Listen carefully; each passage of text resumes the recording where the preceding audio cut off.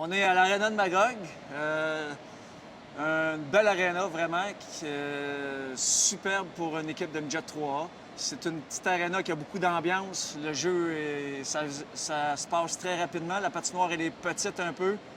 Donc, à Magog, c'était un endroit particulier. J'ai été chanceux de jouer dans vraiment des belles arénas. Bon, évidemment, ça grossissait à chaque année.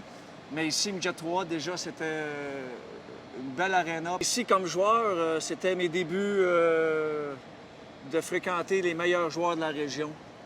C'était du hockey, je me souviens à l'époque, pour moi, c'était du hockey impressionnant. Mais c'était la première étape sérieuse, je pense, dans ma carrière.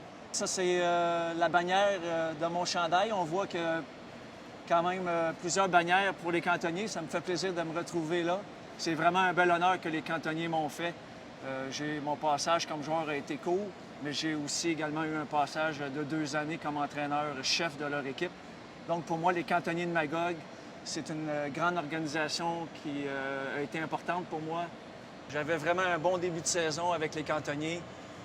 J'étais, je pense, 3e meilleur compteur de la Ligue. Et malheureusement, ici, un soir, contre les gouverneurs de Sainte-Foy, si je me souviens bien, c'était un dénommé Corriveau qui m'avait frappé un défenseur. J'étais ici avec la rondelle. Il m'avait frappé sur la baie vitrée et ma clavicule droite s'est fracturée. Et là, évidemment, je l'ai senti tout de suite.